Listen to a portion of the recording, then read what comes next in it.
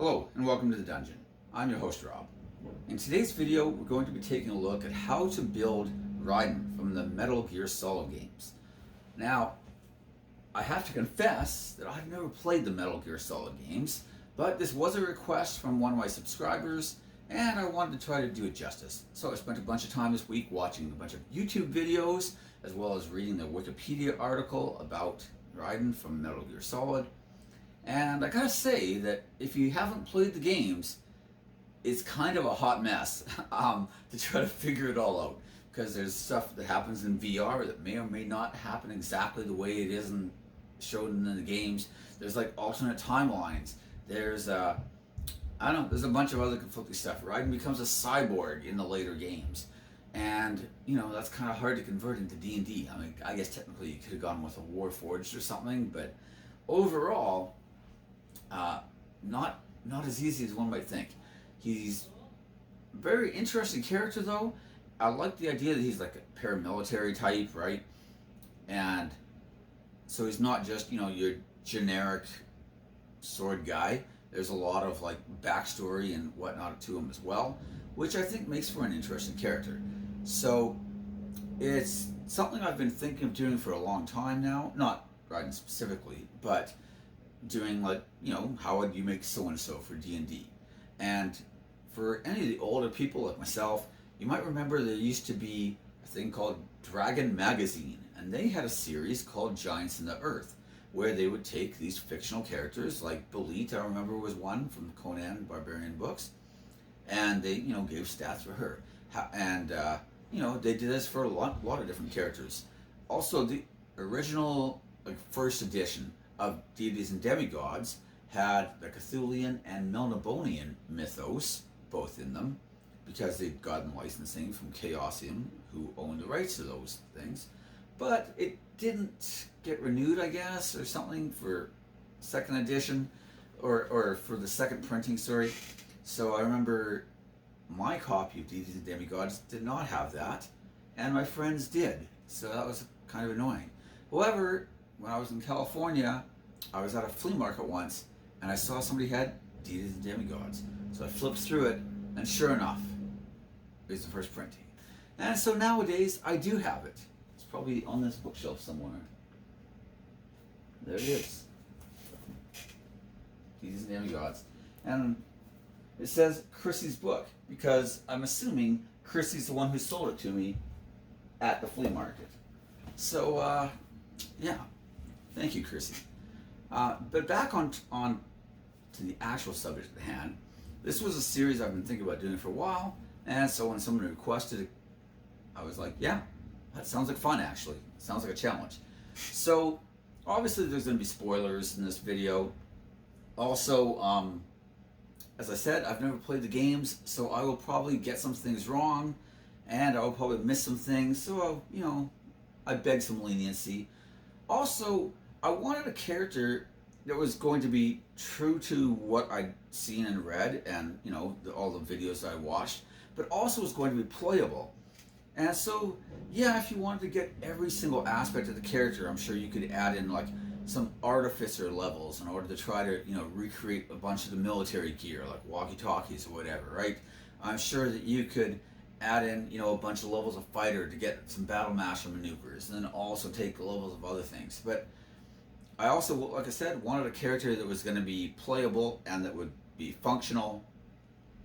And so what I settled on was a monk ranger multi-class. Partly because they're just really strong together anyways.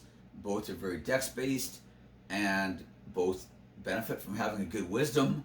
So there's nothing wrong with either of those. And I felt that Raiden spent a bunch of time in the Arctic learning the track and things like that, and I felt Ranger would be a good fit. I do think that things like Rogue would have been a strong fit as well, obviously. The sneak attack would be very handy, but in the end, there was a lot of emphasis to his character given on like martial arts training and weapon training, and I just felt the Monk really kind of encapsulated that type of feel a lot better than the Rogue did.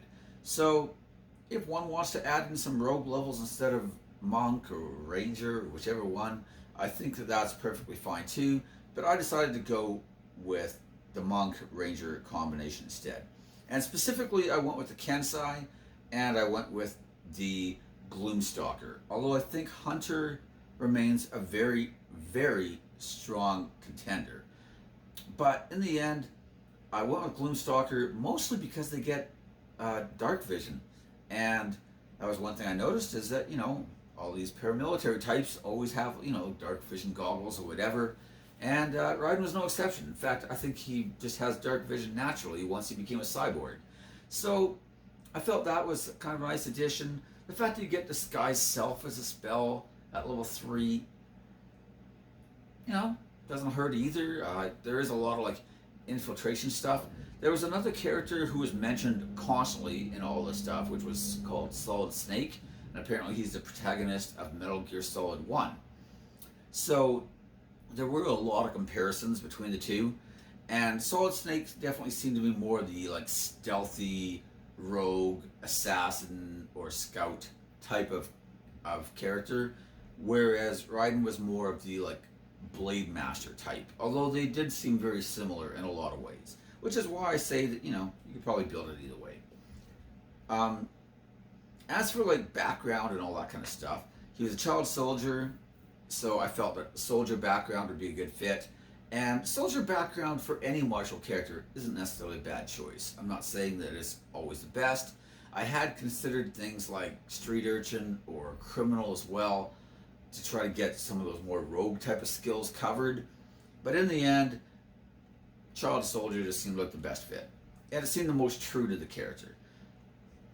He does seem to have multiple personality disorder.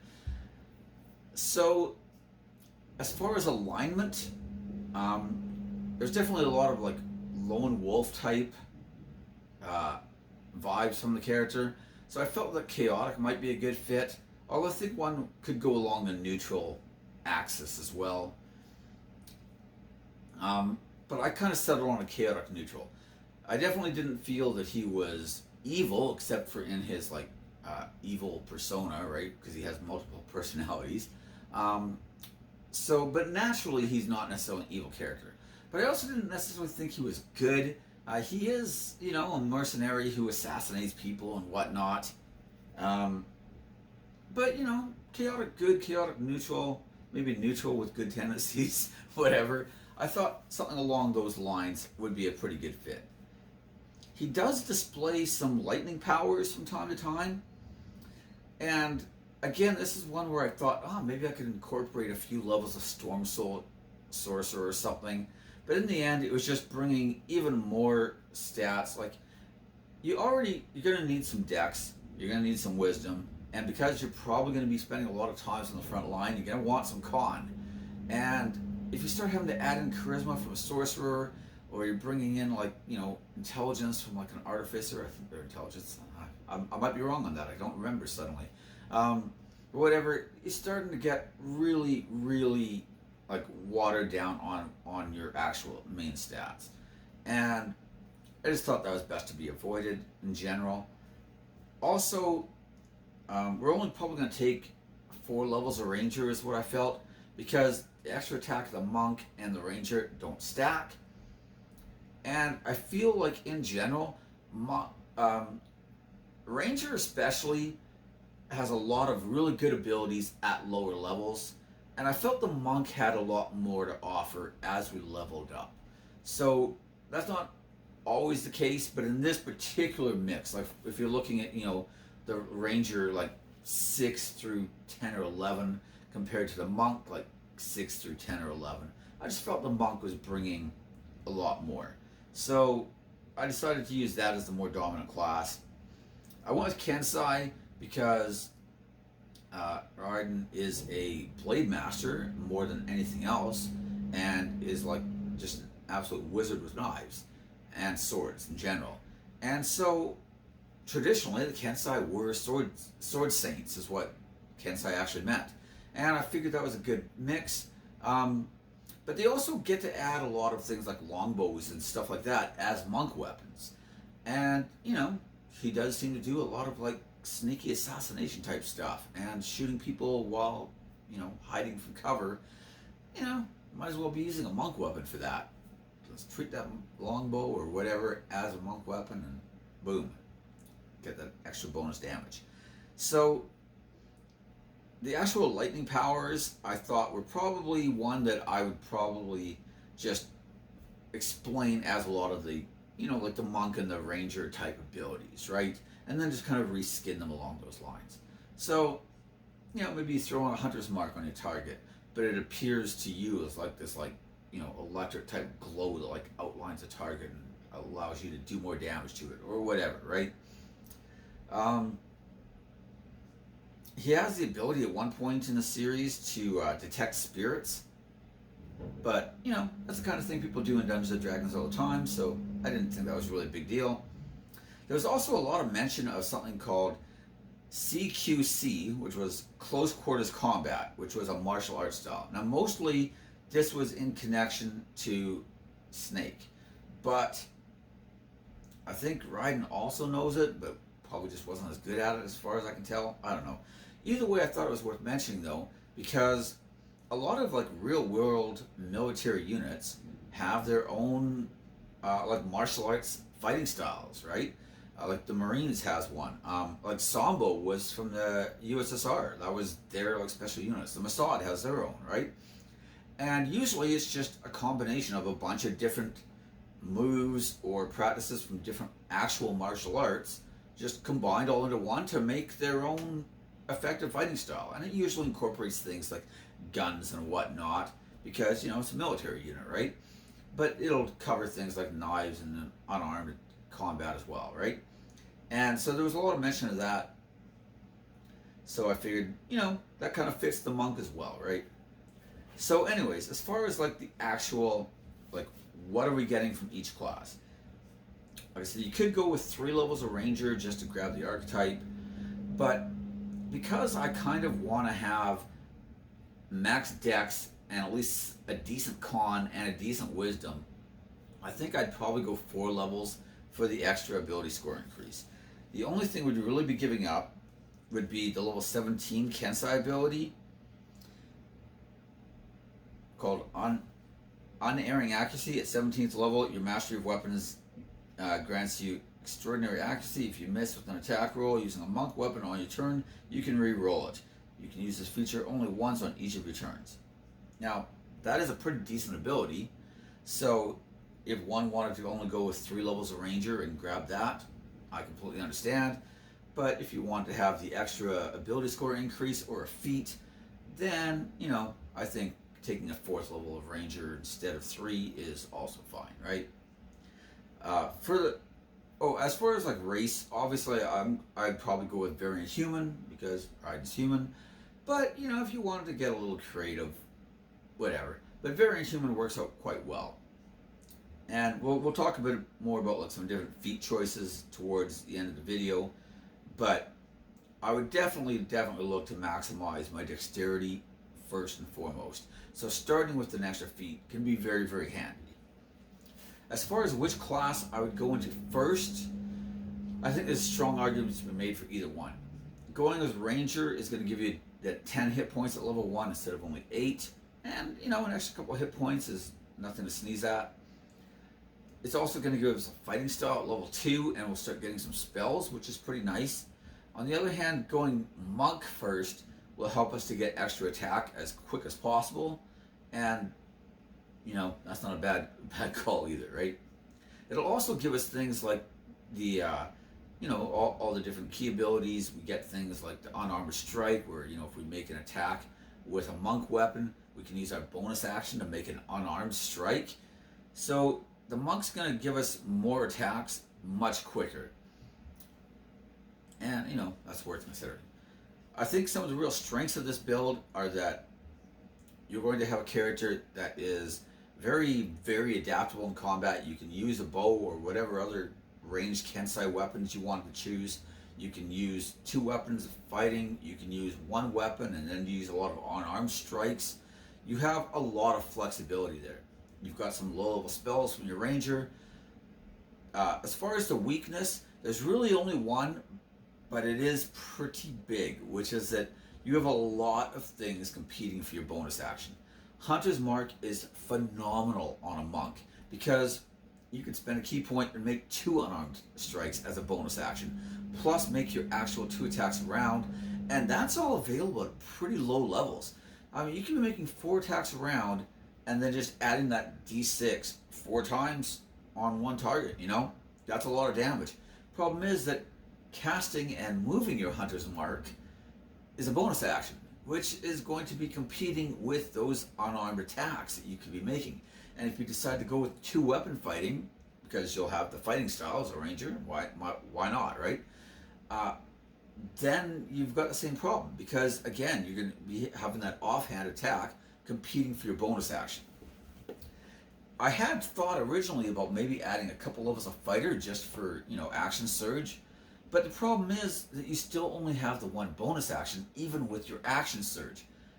It gives you another full action, which you could use for all your attacks again, but a lot of the monk damage is coming from that bonus action, and including the ranger damage as well. So in the end, I was like, you know what, it's just 2 more levels that are going to slow down everything else.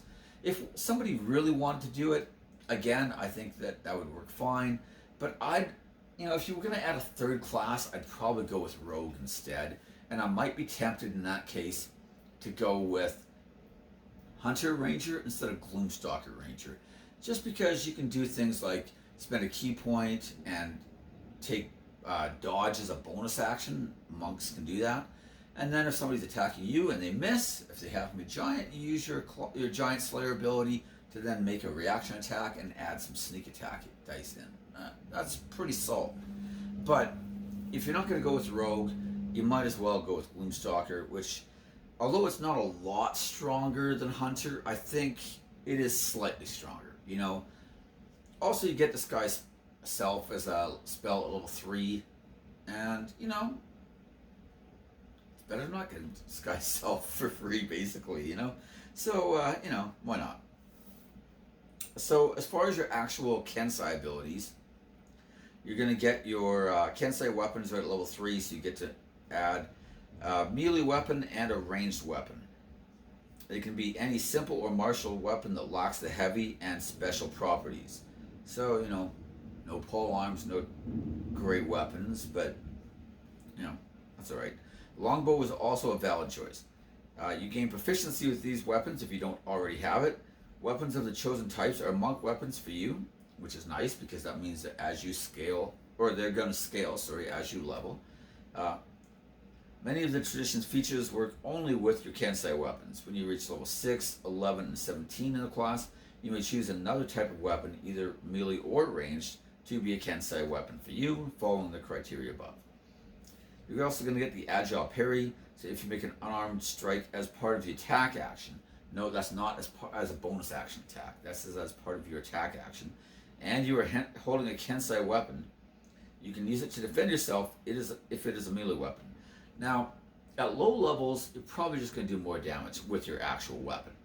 But once you reach the point where your weapon or where your unarmed strikes have scaled up to or even exceeding what the base weapon damage is, and then you're just always using your monk damage instead of the weapon damage, it becomes a better ability, because now you're at the point where you can make you kick somebody in the groin, for example, for D8 damage, as opposed to using your short sword, which was would have also done D8 in your case. But point is, now you can use it for something like your Agile Parry, get 2 bonus to your armor class, and last until the start of your next turn. It's not just against one attack only; it's just +2 armor class. That's not a bad ability. You also get the Kensei Shot. You can use a bonus action on your round to make a ranged attack with the Kensei weapon more deadly. When you do so, any target you hit with the ranged attack using the Kensei weapon takes an extra 1d4 damage of the weapon's type. You retain this benefit until the end of the current turn. You also gain proficiency with your choice of calligrapher's supplies or painter's supplies. Whatever. Level 6, you get 1 with the blade. Your Kensei weapons are treated as if they're magical weapons. And you get Death Strike, When you hit a target with a Kensei weapon, you can spend one ki point, to cause the weapon to deal extra damage to the target equal to your martial arts die. You can use this feature only once on each of your turns. This is actually one of the things I like about the Kensei though, which is that it does allow you to start like stacking up a bunch more damage very quickly. Because you could spend a ki point to make a couple unarmed attacks as bonus actions, and you could do this. And yeah, you can only do, one or the other, you can do both because they're on different actions. But like, you can only spend the ki point on Death Strike on one attack around. And you could also spend it to get a couple bonus action attacks. And sure, they're more compatible, I guess is what I'm trying to say. Sorry, that was horribly explained. Point is, you can spend your ki points to do a bunch of different things, and you can't do the same thing multiple times per turn, but you can just do different things. That's what I was trying to say there. At level 11, you get Sharpened Blade. You can, as a bonus action, you can spend 3 ki points to grant one Kensei weapon you touch a bonus to attack and damage rolls when you attack with it. Bonus equals the amount of ki points spent. The bonus lasts for 1 minute or until you use the feature again. There's no effect on a magic weapon that already has a bonus to attack and damage rolls. Hopefully by the time you're 11th level, or even higher, because you might have 4 levels of Ranger by now as well, hopefully by now you've got some magical weapons that you're using as Kensei weapons. But, just in case you don't, or maybe you find a +1 Kensei weapon and you're like, well, I don't need a +1, I'm just going to Sharpen the Blade a bunch. Or maybe you're dual wielding and you've got one magical Kensei weapon and you got one that isn't magical, and you're like, okay, I'll just use it on the non-magical. However, it's worth pointing out that once again, this requires a bonus action to use. So once again, you have more things competing for that bonus action. It's not great, but I do think that it's at least decent on things like ranged weapons. Because if you're using a bow, maybe you don't have a magical bow. Maybe you got magic swords, but you don't have a magic bow. Maybe you do have a magic bow, but you don't have magical arrows. And in my opinion, that you could probably, if I was a dungeon master, normally you could get magic bow and magic arrows. I would allow you to use this on your arrows, just in case you don't have them. Or maybe you got the other way around. Maybe you have magic arrows, but you don't have a magic bow.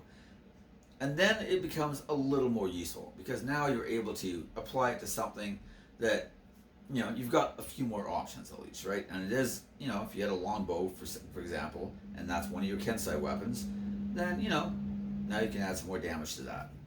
And nothing wrong with that. Assuming that you go all the way to 17th level, you'll get Unerring Accuracy. We already talked about that. But if you miss with an attack roll, you can re-roll it again. You can only do it once per turn, but it's not using any resource. It's just every turn you can do a free reroll. Suck.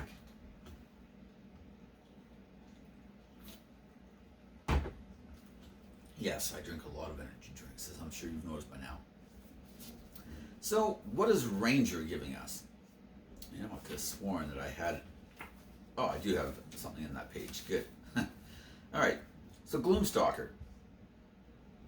Starting at 3rd level, you learn an additional spell when you reach certain levels of the class, as shown in the Gloom Stalker spells table. Now, if you go to Ranger level 5, you'll get Rope Trick. At 9th level, you get Fear. At 13th, you get Greater Invisibility, and at 17th, you get Seeming. But I don't think I'd go high enough to get any of those, except for just level 3, Disguise Self. You also, though, get Dread Ambusher. So, you get a bonus to your initiative equal to your Wisdom modifier, and as we mentioned before, Wisdom modifier adds to your armor class as a monk. So it's something, I don't think I did mention that. But yeah, just your standard monk abilities you get on armor defense, and you get to add your Wisdom mod plus your Dex mod to your armor class. So,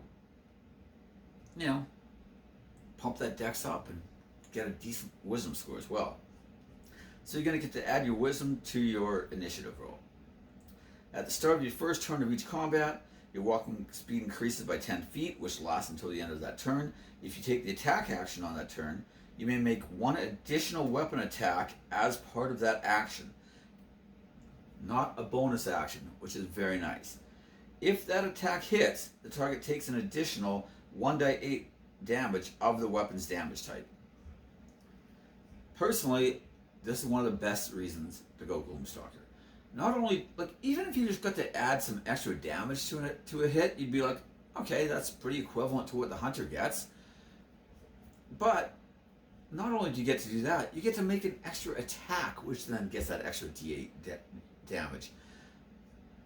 So if you're, let's assume you're level 5 or 6 in your monk, and level, we'll say 3 or 4 as the ranger, right? So you've reached mid levels at this point. You've got the extra attack ability from the monk, so you're making 2 attacks around standard. You can spend ki to increase that by quite a bit. Even if you don't, though, you can just, make an unarmored attack as a bonus action. Maybe you're dual wielding, in which case you just make an offhand attack as a bonus action. But on the first round, not only are you getting your 2 attacks plus some bonus action attacks, you're also getting an extra attack on top of that, which does extra damage on top of that. And that can be pretty good. I especially like the idea of using a hunter's mark in that first round where I've got the extra attack. And then maybe I just don't make any bonus action attacks on that target in the first round. Hard to say. In general, though, Hunter's Mark is a really good spell for monks, but it can be hard to use because, like I said, everything is competing for that bonus action. So bear that in mind. But that being all said, Dread Ambusher is an amazing ability. You also get Umbral Sight. At level 3, you gain Dark Vision out to a range of 60 feet. If you already have Dark Vision from your race, its range increases by 30 feet. You're also adept at evading creatures that rely on Dark Vision. While in darkness, you are invisible to any creature that relies on Dark Vision to see you in the darkness. Like I said, I really like that ability, and I think thematically it fits very well because Cyborg Raiden can see in the dark.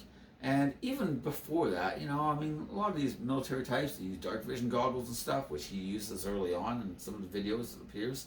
And, might as well just have the ability. It's just a good ability in general.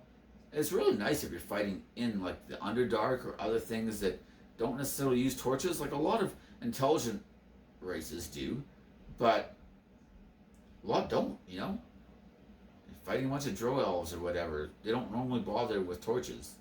They just use their dark vision. Especially because they have superior dark vision than most other people. But in your case, you're invisible to them because they're relying on dark vision. Now, granted, you'll probably have 5 different party members that all decided to use, light, continual light, or, beacon of light, daylight, or any other type of light spell they can possibly find. And, then they'll just screw things up for you. But, in theory, it's a great ability. So that's basically the core of the build. We're going to have a bunch of monk levels, we'll have some ranger levels to give us a fighting style, a couple basic spells, and, to give us that extra attack in the first round, a bunch of extra damage added to it, the dark vision, and possible invisibility to dark vision. And that's going to be the core of it.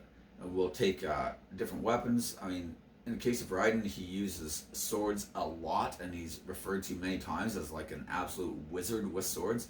In fact, he even beats a couple other people that are like famous in the games as being like some of the greatest swordsmen around, and he manages to defeat even some of them.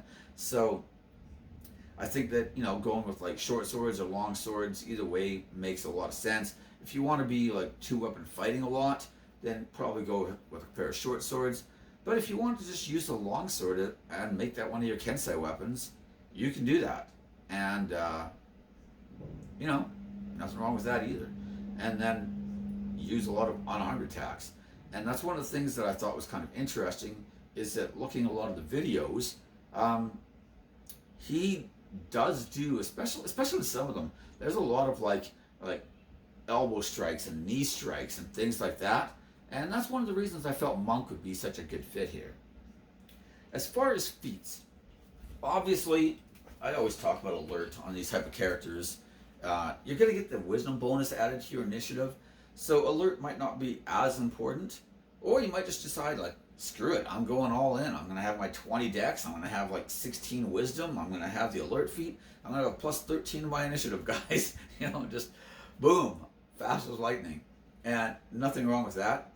I really liked, though, just put the book down. I really liked the Skulker feat, mostly because I just felt it really fit that type of theme, because he does do a lot of like sneaking around type stuff, right? So Skulker, you require 13 or higher dex, not going to be a problem, of course. You are expert at slinking through shadows. You gain the following benefits. You can try to hide when you are lightly obscured from the creatures from which you are hiding. When you are hidden from a creature and miss with a ranged attack, making that attack doesn't reveal your position. That could be pretty handy, especially, as I said, since you can be invisible to things with dark vision, Dim light doesn't impose disadvantage on your wisdom perception checks while relying on sight. And, pretty decent as well. I think that if you wanted to go with more of the assassin rogue, like, or scout rogue, any of the rogue type, sneaking around type things, then obviously Skulker becomes a lot more redundant because you have a lot of those abilities built in. But if we go with the Ranger Monk route, that's not necessarily the case. And this kind of helps to give us a lot of that sneaky type stuff combined with, like if we took Street Urchin or Criminal or any of those types of backgrounds instead of Soldier, then we could try to get some of those abilities as well. But Soldier definitely seemed to be the best fit for the character. So I wanted to go with that. And I felt that Skulker would be a nice, maybe you start out with as your initial feat. I don't know. But it was worth mentioning because I feel like it's a good way to add that type of thing to the character without having to add in even more multi-classes or anything like that.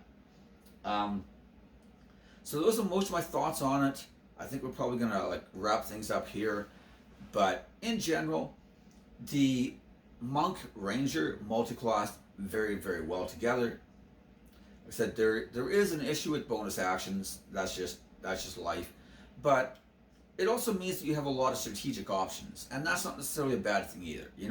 I mean, sure, the champion might be a very straightforward class to play, but a lot of people find the champion boring because you have a lot less options.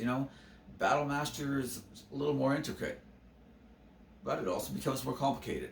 So I don't necessarily think that having a lot of things competing for the bonus action is good, but I do think it gives us some interesting strategic choices to make, which is just naturally more interesting for a character if you're trying to play it. The more strategy involved, I find generally, just the more engaged you're going to be, and the better time you're probably going to have. So I liked all those aspects of it. I just kind of generally like the feel of that type of character. This, guy who you could be 2-weapon fighting, you could be, using one weapon and a lot of unarmed attacks. You can be switching back and forth and doing both all the time. Because especially once your weapon levels level up with your monk to the point where your unarmed strikes are doing as much as your weapon, it doesn't really matter. And your monk unarmed strikes get to be counted as magical attacks, I think starting at level 6. So, at some point you reach that stage where kicking a guy is just as good as stabbing him with a sword, Maybe you have a magical sword that has magical bonuses of some sort, in which case it's still not quite as good, but it's at least comparable, And if you decide to spend a key point to make 2 unarmed attacks as bonus actions, then it's, starts to become pretty significant. So, in general, you have a character that is very adaptable. They can use ranged weapons well. They can use melee weapons very well. You've got a lot of you've got things like evasion and whatnot to help limit the amount of damage you have. You've got a lot of attacks. You've got a few low-level spells. Not a ton, obviously, but you've got a few that are in there. Just kind of adds a bit more to the character, of course. And, I should have mentioned, Hunter's Mark becomes a lot more viable on ranged attacks because you're not necessarily doing as much with your bonus action in that case. Like, you're not making a bunch of unarmed strikes if you're using a longbow, right? So there's less to compete with there. And then it becomes a lot more sensible to start using things like Hunter's Mark if you're using your longbow and attacking a couple times. So obviously things like Sharpshooter become a decent choice if you wanted to go that route, but Raiden seemed more like the swords master, close combat guy a lot more than he was the hide and snipe type. And although he seems to be able to do both very well, I kind of felt that like the swords was really his specialization, and that's what I wanted to focus on more. So yeah, I think we'll wrap things up there. Hopefully you're happy with the job I did. I did my best. Like I said, I haven't played the games. I'm sure there's a lot of things that we could have put in there, that would have made the character even more true, or gotten different aspects. From this game he does this, or in this game he does that. But, once again, you could always add in more multi-classes to try to get even more of those elements. But the more you do that, the more it's going to slow down the actual progression of the character. And, I wanted a character that wasn't just going to have a lot of these feels, that would also be very viable. And in the end, I felt that adding things like Skulker as a feat would be a good way of mixing in a lot of the stealth type stuff, as opposed to like just multi-classing more and more and more, and really watering down a lot of other aspects of the character. So, like I said, that's everything I have. Hopefully everybody enjoyed it, and I'll see you next time in the dungeon.